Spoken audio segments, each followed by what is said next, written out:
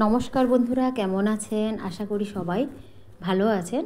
আমিও ঠাকুরের কৃপায় ভালো আছি। আজকে আবার একটা নতুন রেসিপি সপ্তপুরি পিঠে আমি বানালাম। কিভাবে খুব সহজে একদম নরম তুলতুলে পিঠে, খেতেও বারবার লাগবে। আত্মীয় স্বজন যে কেউ বাড়িতে আসুক, দিয়ে আপ্যায়ন করবেন। একবার খেলে আপনাকে বারবার অনুরোধ জানাবে এই পিঠে বানানোর জন্য। আমরা এগুলোকে বলি সপ্তপুরি পিঠে। ঠিক এই রকমই ডিজাইন হয় এবং দোকানেও বিক্রি হয়। আমি ঠিক দোকানের মতো করেই বানিয়েছি, কোনো ডিজাইন এতে হবে না, একদম সিম্পল ডিজাইন। আর মুখে দিলে একদম মিলিয়ে যাবে, খেতে খুব সুন্দর লাগবে। একবার হলেও বাড়িতে বানিয়ে দেখবেন, খুব সুন্দর লাগবে। একদম এই রকম কোনো ডিজাইন হবে না, এমনভাবে চিটি দিয়েছি, খুব সুন্দর। এই রকম আমি 250 ময়দা নিয়েছি। তারপর গরম জলে ভালো করে ময়দাটাকে মাখিয়ে নিয়েছি। এত সুন্দর নরম হয়েছে। এরকম করে লেচি কেটে নিয়েছি, একটু বড়, লুচির থেকে একটু বড় আগে থেকে আমি করে নিয়েছি। কেননা কারেন্ট ছিল না, আমি তাই এগুলো আমি আগে বানিয়ে নিয়েছি, দেরি হয়ে যাবে। এরপর আমি এক একটা করে লুচির মতো করে বেলে নিয়েছি। ফুটন্ত গরম জলে ময়দাটাকে নুন আর সামান্য চিনি দিয়ে গুলে ভালো করে মাখিয়ে নিয়েছিলাম। খুব সুন্দর নরম হয়ে গেছে। আমি একটু তেল বা ময়দার গুঁড়ো দিয়ে কিন্তু বেলবো না, একদম নয়। দেখুন, একটুও কিন্তু চিটিয়ে যাচ্ছে না, সুন্দরভাবে লেচিগুলো বেলে নিতে পারছি আমি। এইভাবে সবগুলো আমি বেলে নেব একটা করে, এইরকম খুব পাতলা করে। আমার অনেকগুলো বেলা হয়ে গেছে। এরপর আগে থেকে আমি পুরটা রেডি করে রেখেছিলাম। কারেন্ট ছিল না, নারকেল দিয়ে গুড় আর একটু চিনি মিশিয়ে আমি কিন্তু নারকেলের পুরটা রেডি করে রেখেছি। এরপর আমি প্রতিটাতে একটু বেশি বেশি করেই দেব, একটু লম্বা লম্বা করেই দিয়ে দেব। এভাবেই আমি দুটো করেই দেখাচ্ছি প্রথমে, বাকিগুলো পরে করব। এরকম দিয়ে দিলাম। এরপর বাটিতে করে আমি ময়দা কিছুটা দিয়ে তাতে জল দিয়ে এরকম করে মাখিয়ে রেখেছিলাম। এভাবে ময়দার জলটা ওই যে পুর দিয়েছিলাম ওই লেচিগুলো, এরপর চারদিকে এরকম হালকা করে লাগিয়ে নেব। আপনারা ব্রাশ দিয়েও লাগাতে পারেন, আমি এখানে একদম সহজভাবে দেখিয়েছি, হাত দিয়ে লাগিয়ে নিয়েছি। খুব সুন্দরভাবে সহজভাবে লাগিয়ে নিলাম। এরপর এগুলো একটা একটা করে আমি চিটিয়ে নেব, কোনো ডিজাইন করব না। আমাদের সপ্তপুরি পিঠে, যেটা অরিজিনাল সপ্তপুরি পিঠেতে কোনো ডিজাইন করা হয় না, জাস্ট এরকম করে চিটিয়ে দিলেই চিটানো থেকে যায়। এরপর তেলে ভাজলেও কিন্তু ছেড়ে যাবে না, কোনো ডিজাইন করা হয় না। দোকানেরগুলোতেও ঠিক একইভাবে আমি সেই রকমই করে বানাচ্ছি। দেখুন, একদম চিটিয়ে গেছে, একটুও ছাড়া নেই।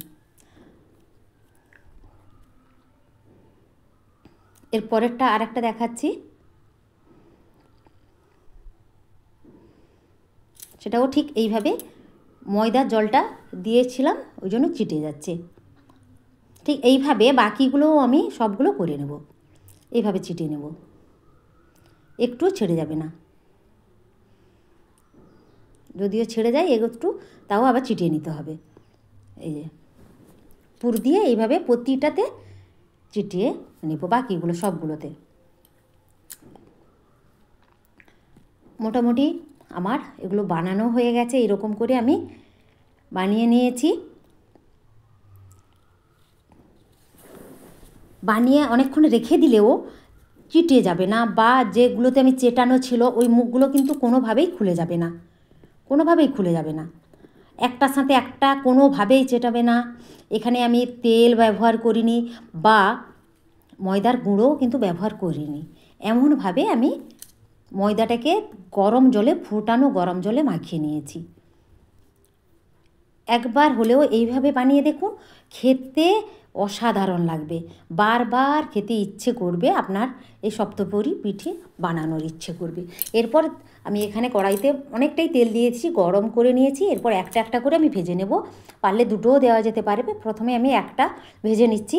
দেওয়ার সাথে সাথে কিন্তু ফুটতে শুরু করছে। এরপর হালকা কি ফুলে যাবে, পিঠাগুলো ভাজতে ভাজতে কিন্তু বেশ সুন্দর ফুলে যাবে, দুদিক ভালো করে ফুলে যাবে। আমি উল্টে পাল্টে দেব।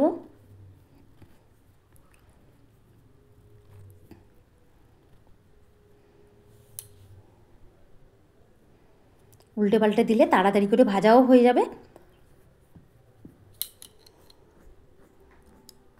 ভাজা হয়ে গেছে, ফুলেও গেছে, খুব সুন্দর। খুব বেশি লাল করে ভাজার কোনো দরকার নেই, এরকম হালকা ভাজা হবে। এরপর আবারও একটা দিলাম, সেটাকেও ঠিক এইভাবে উল্টে পাল্টে আমি ভেজে নেব।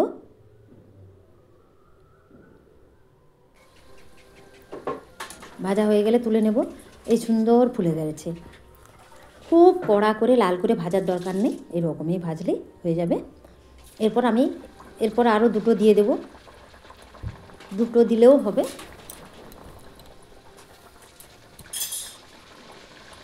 দুটো দিয়েও ভাজা যেতে পারে, খুব সুন্দর একদম ফুলে যাবে, লুচির মতো করে ফুলে যাবে। দুদিক কিন্তু ফুলে যাচ্ছে।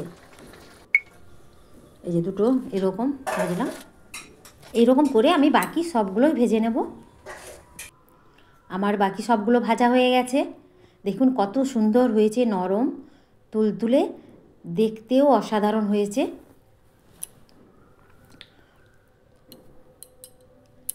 ময়দা মাখানোটার কাছেই কিন্তু এই সপ্তপুরি পিঠে। ধন্যবাদ বন্ধুরা, বাঁচে থাকুন।